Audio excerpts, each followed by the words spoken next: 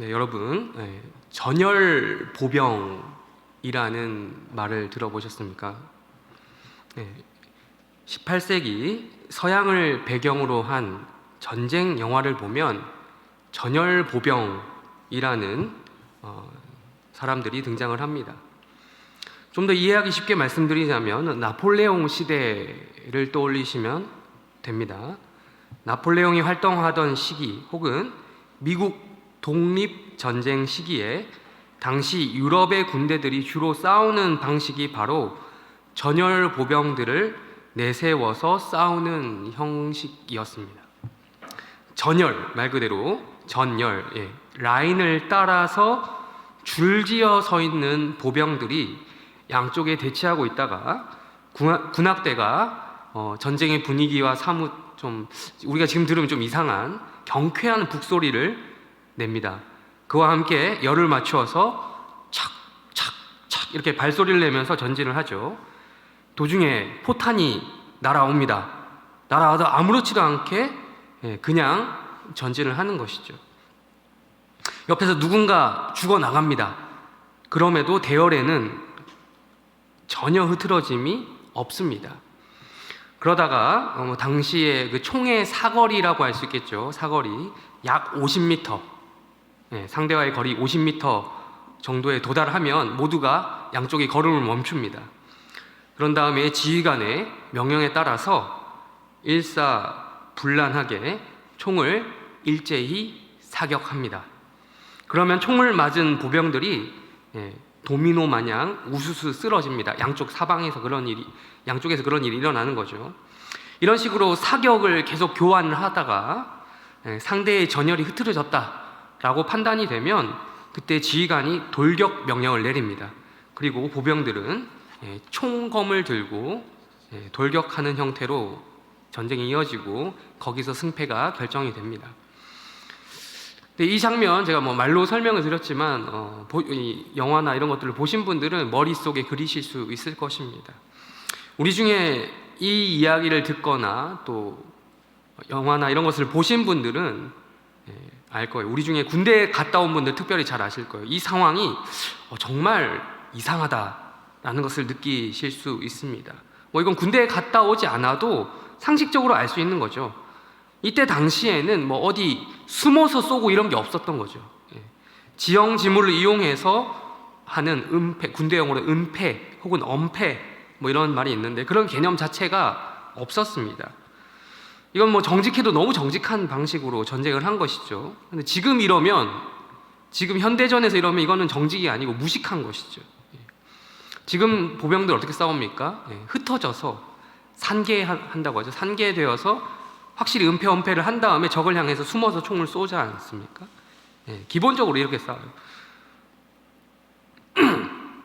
그런데 또 재밌는 부분이 있습니다. 군에 입대하자마자 지금 군에 입대하자마자 우리의 자녀들이, 우리의 아들들이 가장 먼저 1주차에 배우는 내용이 뭔지 아십니까? 제식훈련이라는 것을 배웁니다. 이 제식훈련은 아까 말씀드린 그 18세기 군대가 바로 현대 군대에 남겨주고 있는 유산이거든요. 이게 만약 불필요한 것이었으면 안 받아들였을 겁니다. 근데 필요에 의해서 받아들인 거죠. 군인들이 전열 보병처럼 열을 맞춰서 걷는 법을 훈련하는 것이 제식 훈련이죠. 경례하고 이런 것들. 근데 실제로 그렇게 전투를 지금 하려고 배우는 게 아니란 말이죠. 근데 왜 흩어지는 훈련을 따로 하는 것이 아니고 뭉치는 훈련부터 하는가라는 것입니다. 그때 당시 18세기 사람들이 바보들이어서 그랬습니까? 지능이 떨어져서 그랬습니까? 아니죠. 배우지 못해서 그렇게 전쟁을 했던 것은 아니죠. 다 이유가 있었습니다. 일단 물리적인 문제가 있었어요. 총기 문제입니다. 지금 총하고는 비교가 안 될 정도로 그때 당시 총은요, 아까 말씀드린 것처럼 50m 정도 접근을 해야 유효 사거리가 되었어요. 사거리가 짧았고 명중률도 낮았습니다. 그래서 전열을 유지한 채 밀집 대형으로 거리를 좁힌 뒤 한 번에 총을 빠바방 쏴야 그 효과를 볼 수 있었다는 거죠. 그리고 그때까지만 해도요, 아직까지 말을 탄 기병들이 활약하던 시대입니다. 그래서 병력들이 만약 흩어져 있었으면 이 말을 탄 기병들이 돌아다니면서 다 이렇게 각계격파를 했었을 수도 있다라는 거죠. 그렇기 때문에 밀집 대응을 유지할 수밖에 없었다라는 것입니다. 또 한 가지 더가 있습니다. 바로 심리적인 문제입니다. 기본적으로 사기 문제가 있었어요. 사기. 그러니까 사기가 떨어지지 않게 하기 위해서라는 거예요. 현대 전투처럼 각계 전투하면서 흩어져서 싸웠다가는 말 그대로 그때 당시 어떻게 됐냐면 모래알처럼 흩어져 버릴 가능성이 높았다라는 거죠. 전쟁에 임하는 병사들, 군인들의 여러분 공포심을 이해하실 수 있겠습니까? 뭐 이건 군대 갔다 온 것만으로도 이해가 안 될 것 같아요. 전쟁 영화를 보면 참 잘 묘사가 되어 있는데 정말 내가 죽을 수도 있겠구나 하는 그러한 공포심이죠. 죽는 것이 내가 될 수 있다라고 하는 그러한 심리 상태는 병사들로 하여금 공포에 떨게 하는 주된 요소였겠죠. 게다가 전쟁 중에 죽어나간 사람들을 본다고 칩시다. 내가 옆에서 본다고 칩시다. 정말 그것 때문에 이제 미쳐버린 사람들도 나오지 않습니까? 곧바로 전쟁터를 이탈해서 도망가는 병사들이 속출했을 것입니다.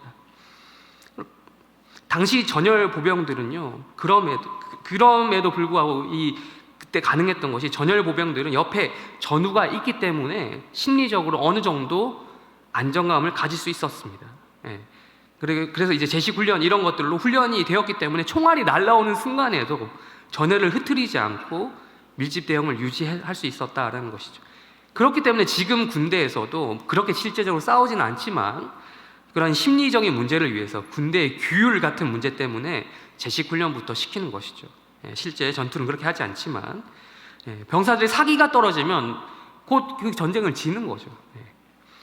그래서 생사가 오가는 긴박한 순간 가운데서도 상명하복이 분명히 이루어져야하기 때문에 그래서 지금도 이 심리적인 부분, 정신적인 부분 때문에 제식 훈련을 이어서 하고 있다라는 것입니다.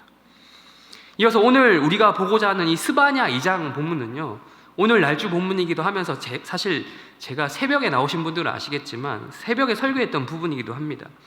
2장 1절과 2절을 설교했었는데요, 이 시간은 한 절을 더 추가시켜서 3절까지 본문으로 잡았습니다.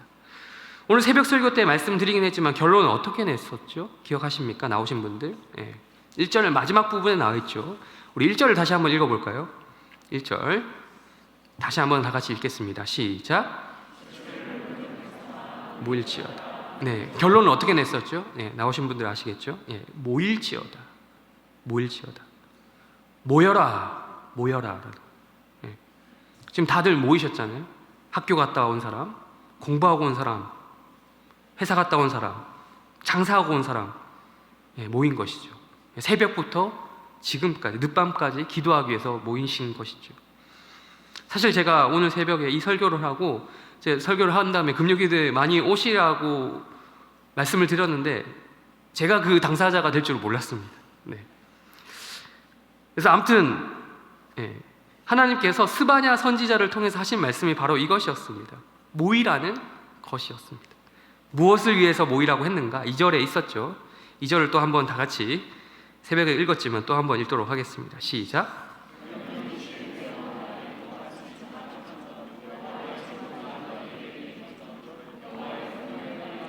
이르기 전에 그리할지어다. 명령이 시행되기 전에, 여호와의 진노가 내리기 전에, 여호와의 분노의 날이 이르기 전에 그리하라. 즉 모이라는 것입니다. 새벽에도 말씀드렸던 부분이죠. 이 모임이라는 것이 우리가 평소에 사용하는 그런 일반적인 모임이 아니다라고 했어요. 평소에 우리가 긍정적이고 좋은 의미에서 사용하는 그런 모임이 아니라고 했습니다. 예를 들면 이런 거죠. 야, 오늘 금요기도에 있는 날이니까 그냥 하던 대로 모입시다. 오늘 주일이네. 늘 교회를 갔었어. 평소에 하던 대로 또 교회 갑시다. 정원 모임을 해야 한다고 하니까 합시다. 전도회 모임 한다고 오라고 했으니까 갑시다. 이런 뜻에서 말씀드린 것이 아니라고 했습니다. 모여서, 물론 우리가 모여서 만난 것도 먹고 인생살이도 하고 이야기하고 직장 문제도 이야기하고 경제활동 어떻게 돌아가는지 이야기하고 자녀 문제 또 이야기하는 등등 그런 이야기 할 필요가 아예 없다는 것은 아니지만 그게 주된 목적이 되어서는 안 된다라는 것입니다. 물론 그런 이야기들, 지혜를 나누는, 인생살이의 지혜를 살기 위한 지혜를 나누는 그런 이야기도 할 필요가 있죠. 아예 그런 것을 차단하는 의미에서 말씀드린 것이 아니었습니다. 그러나 그 정도 수준의 교제로만 이루어지는 모임은 너무 지나치게 평이하다라는 거예요.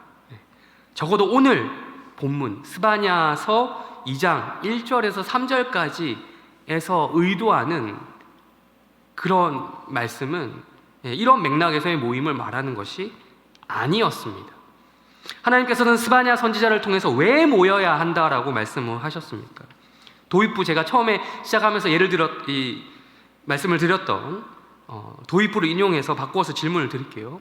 왜 전열 보병들은 굳이 밀집 대응을 갖추고 포탄이 날아오고 총이 날아오는데도 흐트리지 않고 그 밀집 대응을 갖추고 있어야 했는가라는 것이죠. 왜 뭉쳐 있어야 되냐라는 것이죠. 그렇습니다. 살기 위해서요. 그게 살기 위한 방책이었다라는 것이죠. 원초적으로, 1차적으로 생존, 말 그대로 생존을 위해서, 살기 위해서 모여야 한다라고 했습니다. 우리가 볼 때 이상하게 보여요. 저게 왜 살기 위한, 죽는데? 그게 아니라 정말 자기가 살고 우리 부대가 살고 우리 나라가 살기 위해서는 그렇게 했어야 했다는 거죠. 2절에서 말씀하신 것처럼 여호와의 진노를 피하기 위해서, 그 분노의 날을 피하기 위해서 모이라는 것입니다. 우리 모임의 목적은 노골적으로 말하면 바로 이거라는 거예요. 살기 위해서. 왜냐, 혼자 있으면 잘 모르거든요. 모르니까 모여서 말씀의 기준이 뭔지, 율법의 기준이 뭔지, 하나님의 뜻과 그분이 원하시는 인생의 기준이 뭔지 머리를 맞대고 고민하기 위해서라도 모여 있어라라는 거죠. 모이라는 것이죠. 그래야 생존할 수 있다라는 거. 그래야 살아남을 수 있다. 일단 모여야 심리적으로 안정을 취할 수 있다. 왜? 내가 나에겐 탁월한 계획이 없는데, 살아날 방도가 없는데 하더라도 모이면 내가 아니더라도 또 다른 사람의 그 지혜를 얻을 수 있다라는 것이죠. 생존에 관련한. 누군가는 살아날 방도를 내놓을 수도 있기 때문에 혼자 있는 것보다 100배, 1000배, 10,000배 이상 낫다라는 것이죠. 그것이 교회에서 이루어지는 원초적인 의미에 있어서 성도의 교제입니다. 즉 생존을 위해서 우리가 이곳에 모여야 한다는 것이죠. 늘 하던 대로 하는 모임, 타성에 젖은 모임, 꼭 교회가 아님에도 할 수 있는 그런 모임, 외부에서 경험할 수 있는 수많은 모임들은요, 우리를 사실은 살려주지 못합니다. 그러한 모임들이 지금 필요 없다는 말이 아님을 다시 한번 말씀을 드립니다. 오해가 없기 하기 위해. 필요하죠. 때때로 필요합니다. 팍팍한 우리 삶의 활력을 위해서 필요합니다. 그러나 우리 생존과 직결되는 모임은 아닌 것이죠. 우리를 생존하게 만들 수 있는 모임은 아닌 것이죠. 사실상 그러한 모임은 모임이라고는 하지만 끝나고 나면 내가 이거 같이 있었던 게 맞나? 나 혼자 있었던 것 같은 느낌을 받을 때도 있단 말이에요. 아니, 차라리 혼자 있는 것이 낫을 뻔했다 와 같은 느낌을 주는 모임도 있어요. 간혹 보면 그렇게 많은 모임을 했지만 느껴지는 감정이 외로움이라는 거예요. 모임을 하면 할수록 외로움, 공허함 이런 것들이 없어지고 달래지는 게 아니라 오히려 심해지는 거죠. 나를 살려주는 모임인 줄 알았는데 아니었던 것이죠. 나의 생존을 보장하는 그런 밀집 대응인 줄 알았는데 적진에서 총성 한 방이 들려옵니다. 빵!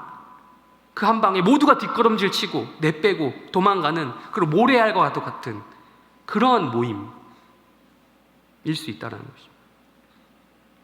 그렇습니다. 우리가 추구하는 모임은 정말 살기 위한 모임이 되어야 된다는 거예요. 피상적이고 타성에 젖은 모임으로는 그러한 우리의 문제, 생존의 문제에 아무런 해답을 줄 수가 없어요. 절박한 나의 상황 가운데, 특별히 나의 구원의 문제 가운데, 또한 내가 사랑하는 그 사람이 가지고 있는 그런 문제, 정말 하나님만이 어떻게 하실 수 있는 그 문제, 이 문제를 나누고 공유하면 이해해 줄 수 있는 그 사람이 교회밖에 없기 때문에 이런 문제를 가지고 함께 모이는 것이죠. 또한 내 가족, 특별히 가족의 많은 문제들 중에 우리 가족 구원의 문제가 있지 않습니까? 그런 문제들. 피상적이고 타성에 젖은 모임으로는 아무런 해답을 줄 수가 없다는 것이죠. 일단 여기에서 우리는 잠깐 생각해보고자 하는 한 인물이 있습니다. 이 스바냐서에 쓰여진 배경에 대해서도 어제 새벽 시간에 스바냐 1장을 제가 설교하게 되면서 말씀드린 적이 있었습니다. 스바냐 1장 1절 우리 다시 한번 읽어볼까요? 스바냐 1장 1절을 우리 다 같이 한번 읽겠습니다. 시작.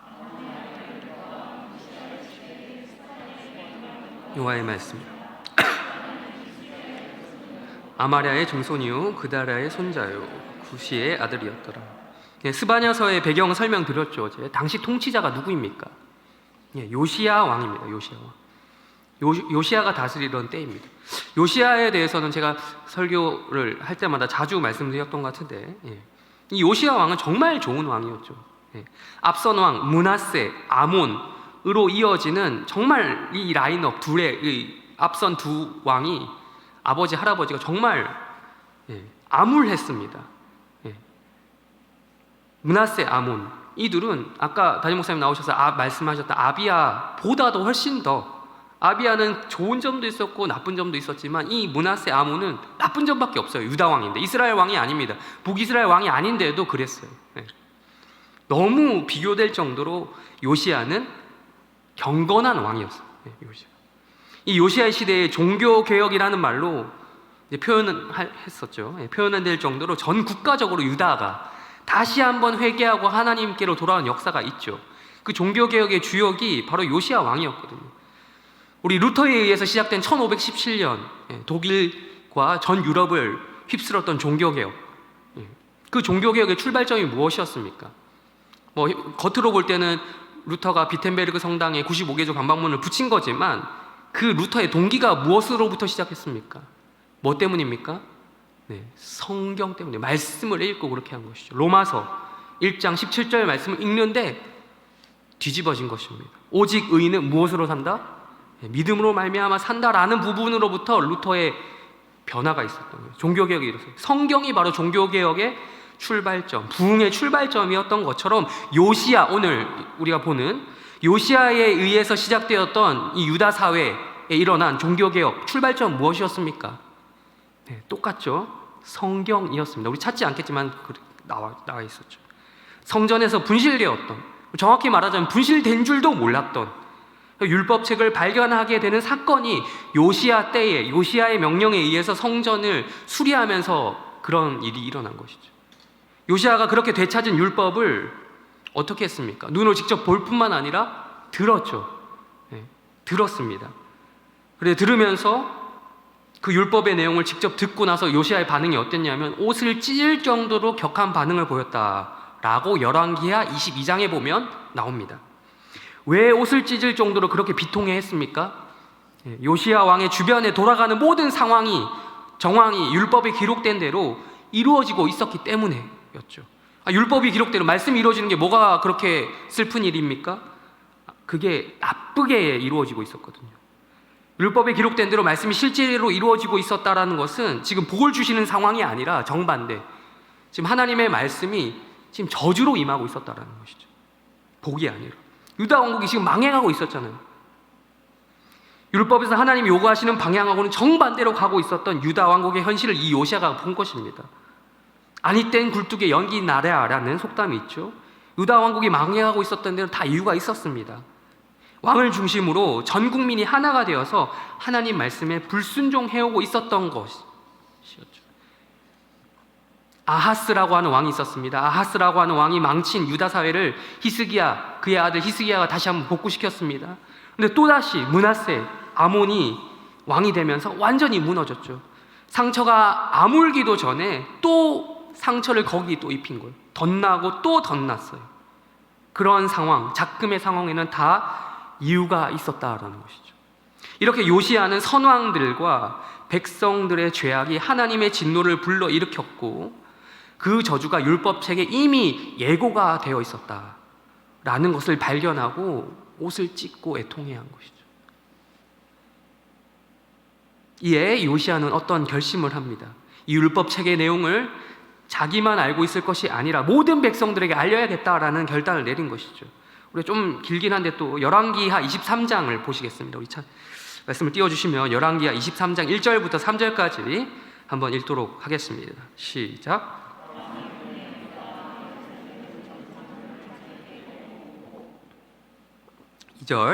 이에 왕이 여호와의 성전에 올라가매 유다 모든 사람과 예루살렘 주민과, 제가 읽어드리겠습니다. 제사장들과 선지자들과 모든 백성이 노소를 막론하고 다 왕과 함께한지라.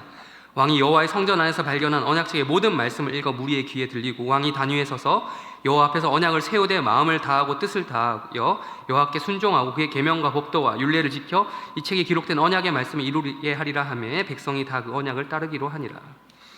보시면 우리 1절은 그래도 나와 있으니까요. 요시야 왕이 가장 우선적으로 한 행동이 뭐라고 나와 있습니까?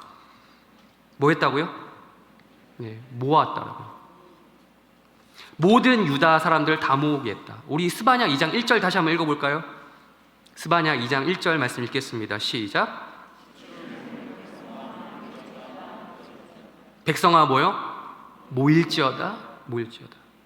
지금 그 모여라의 말씀이 지금 요시야에 의해서 이루어진 것입니다. 물론 스바냐 2장 1절, 지금 이 스바냐의 말씀이 선포된 게 요시야의 종교개혁 전이냐 후냐 정확히 시점에 대해서는 알려진 바가 없습니다. 우리 알 수 없어요. 그러나 확실한 것은 스바냐에 의해 선포된 하나님 말씀과 요시야가 취했던 행동이 일치했다는 겁니다. 이어서 우리 스바냐 2장 2절 다시 한번 읽겠습니다. 2장 2절 읽겠습니다. 시작. 진노가 여호와의 분노의 날이, 네, 명령이 시행되기 전에, 하나님의 진노가 본격적으로 있기 전에, 하나님의 분노의 날이 임하기 전에 요시야는 알아서 말씀을 순종했던 것이요, 모이라는 말씀. 그가 취했던 행동이 뭐 어떤 거창한 목적을 가지고 진행했던 어떤 프로젝트가 아니었습니다. 어떤 운동 이런 게 아니었어요. 요시야의 종교개혁은 운동이 아니었습니다. 처음부터 우리가 뭐 이제부터 종교개혁을 시작하겠습니다, 며칠부터 며칠까지 이런 플랜카드를 붙여놓고 시작한 프로그램이나 프로젝트 같은 것이 아니었어요. 일단 모이라고 하는 하나님의 말씀에 순종한 것이죠. 그렇게 모였더니 종교개혁 혹은 부흥이라고 하는 것들이 불같이 일어난 것입니다. 요시야뿐만 아니라 요시야 산하 유다 모든 백성들이 말씀에 순종했었죠. 인간의 계획된 목적을 뛰어넘는 그 하나님의 역사가, 성령의 역사가 역사의 이 시점 가운데 들어온 것이죠. 루터의 종교개혁 아까 말씀드렸지만 이것도 똑같죠.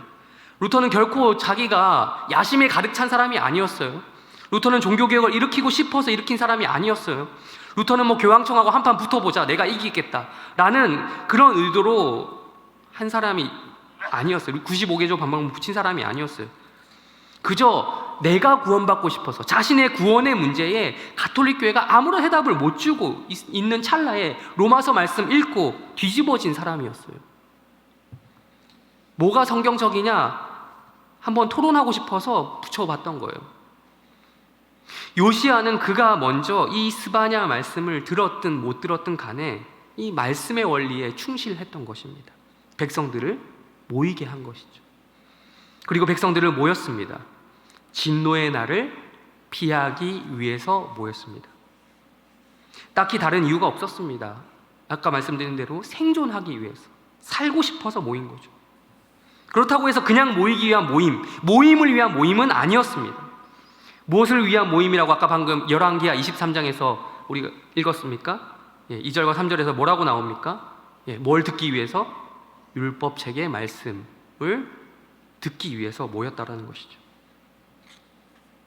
성전을 수리하다가 발견한 그 율법책을 요시야 왕이 본인만 들은 게 아니라 모든 백성들이 들어야 된다라는 그 사명감을 가지고 들려주기 위해서 모였던 그 모임 가운데, 거기에서 종교개혁의 역사, 부흥의 역사가 일어난 것입니다. 오랫동안 율법을 듣지 못했던 유다 사람들이었겠죠. 므낫세, 아몬, 므낫세 오래도 통치했거든요. 50년 이상 통치했습니다. 아몬까지 포함하면 오랫동안 하나님의 백성들, 유다 백성들은 말씀을 듣지 못했습니다. 오랫동안 율법을 듣지 못했고 율법을 잊어버리고 살았던 유다 사람들은 다시 한번 율법을 들었죠. 그 결과 왕 혼자만 결심한 것이 아니라 모든 유다 사람들이 그 언약책의 내용을, 율법을 따르겠다라고 결심을 했습니다. 그리고 숭배하던 우상들을 다 박살내어 버립니다. 다시 한번 유월절을 성대하게 지켰습니다. 하나님께로 온전히 돌아오려는 시도를 한 것이죠. 바로 말씀에 순종한 것입니다. 스바냐서 2장에 나왔던 그 말씀, 여호와의 분노의 날, 진노의 날이 이르기 전에 모이라고 했던 그 말씀을 순종했던 것이죠.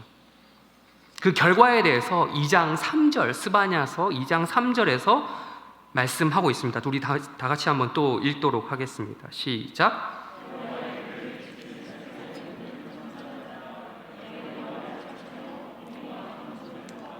너희가 혹시 여호와의 분노의 날에 숨김을 얻으리라.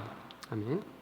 함께 모여서 율법을 듣는 자들, 여러분, 이렇게 어려운 시국에도 모여서 말씀을 듣는 여러분 같은 사람들, 생명을 걸고 어렵게 모인 이 모임 가운데 말씀을 듣고 깨달아 우상을 타파하고 하나님께로 돌아오는 자들, 즉 여호와의 규례를 지키는 자들, 겸손한 자들, 여호와를 찾는 자들, 공의와 겸손을 구하는 자들에게는 어떤 일이 일어난다라고 끝에 적혀져 있습니까? 분노의 날에 무엇을 얻는다고요?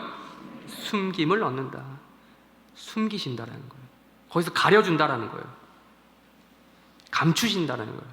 그 진노의 날로부터 숨긴다. 마치 노아의 홍수 시절에 그 방주 안에 들어가 있는 것처럼 숨겨주신다는 거예요. 보호하신다는 거예요. 분노의 날로부터 면제를 받는다는 거예요. 여기 보시면 공의와 겸손을 구하라는 말이 나오죠. 여호와를 찾으며 공의와 겸손을 구하라는 말이 나오는데, 여기서 말하는 구하라라는 말씀을 그저 단순히 그냥 기도만 해라는 식으로 이해해서는 안 됩니다. 물론 여호와를 찾는 행위가 기도는 맞습니다만 그것만으로 그쳐서는 안 되는 거죠. 이게 뭐냐면, 이제는 제발 율법의 기준에 따라서 하나님께서 요구하시는 그 하나님의 성품이죠. 공의와 겸손은 하나님의 성품을 좀 닮으라는 말입니다. 구하는 대로 좀 너희들이 그렇게 되라는 것입니다. 우상 숭배하면요, 여러분, 우리가 사랑하는 자를 닮는다고 하잖아요. 우상을 숭배하면 우상을 사랑하는 것이죠. 우상을 사랑하면 어떻게 됩니까? 우상을 닮아갑니다. 근데 수많은 사람들이, 우리도 마찬가지, 우리도 우상 숭배 여지가 있으니까요. 여전히 우상 숭배하면 얻게 되는 게 무엇입니까? 우상의 성품을 우상을 사랑하는 만큼 우상을 닮게 되는 것입니다. 우상의 성품을 닮아요. 내가 좋아하는 걸 닮아가요. 우상이 지니고 있는 그 본질이 무엇입니까? 탐욕이거든요. 인간의 탐욕. 우상이 지니고 있는 그 탐욕스러운 성품을 우리도 닮아가는 거예요. 인간이 그렇죠. 반대로 그렇습니다. 여호와의 규례를 지키면, 여호와를 숭배하면 여호와의 성품을 닮아가는 것이죠. 바로 공의 그리고 겸손이죠. 공의로운 분의 그 공의로운 성품을 담고요, 겸손하신 분의 그 겸손하신 성품을 담습니다. 여호와 하나님을 향한 신앙은 우리가 모이는 이 모임을 실제적으로 그런 변화까지 이끌어가게 한다라는 것입니다. 말뿐인 공의가 아니에요. 말뿐인 겸손이 아니에요. 진짜 우리 모임이 하나님 말씀, 이 율법에 근거한 모임입니까?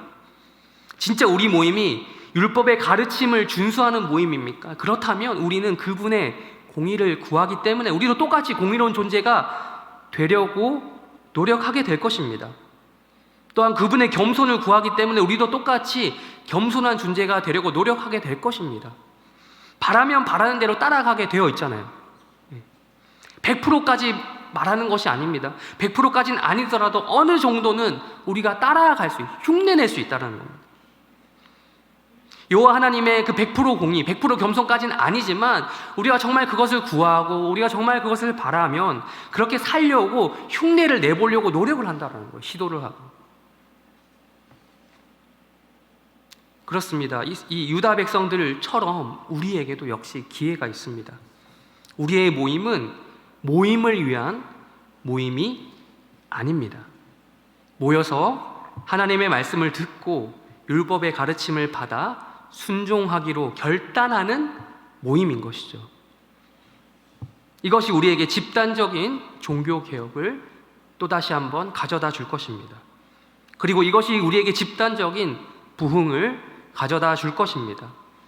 이 어려운 세파 가운데 이 어쩌면 우리가 볼 때 여호와의 분노가 일어난 것 같은 이 지금 상황, 코로나 바이러스, 델타를 넘어서 오미크론이라고 하는 이런 상황 가운데 매일 확진자가 갱신되고 숫자가 갱신되고 있는 이런 상황 가운데, 이런 세상 가운데 하나님이 우리를 숨겨주실지도 모르겠습니다. 왜 제가 숨겨주실지도 모르겠다라고 이야기했냐면, 자세히 보십시오. 혹시라는 말이 있거든요. 성경은 혹시라고 기록을 했습니다. 그렇지만 우리는 알아요. 우리가 아는 율법의 그 하나님, 우리가 아는 그 하나님, 성경에 기록된 하나님의 성품이라면 우리를, 저 혹시라고 했지만 그것은 반드시라는 말로 우리가 이해할 수 있어요. 반드시 우리를 숨겨주실 것입니다. 우리를 감추시고 보호하실 것입니다. 말씀을 정리해 나가도록 하겠습니다. 명언 중에 이런 말이 있어요. 뭉치면 살고 흩어지면 죽는다 라는 말이 있어요. 저는 처음에 이게 이승만 대통령이 처음 했던 말로만 알고 있었는데요. 근데 사실은 이게 원조가 따로 있더라고요. 미국 건국, 미국을 세운 그 나라를, 미국이라는 나라를 세운 주역이라 불리는 벤자민 프랭클린이라는 사람, 벤자민 프랭클린이라는 사람이 이런 말을 했습니다. Join or die. 가입해라, 함께 와라, 합류해라, 아니면 죽는다라는 말이죠. 바꿔 말하면 똑같은 말이죠. 뭉치지 않으면 죽는다라는 것이죠. 거기로부터 시작된 말이라고 하더라고요. 지금도 그렇긴 하지만 당시 미국은 여러 주로 구성이 되었습니다. 지금도 미국이 50여 개의 주가 각 주마다 법이 다르잖아요.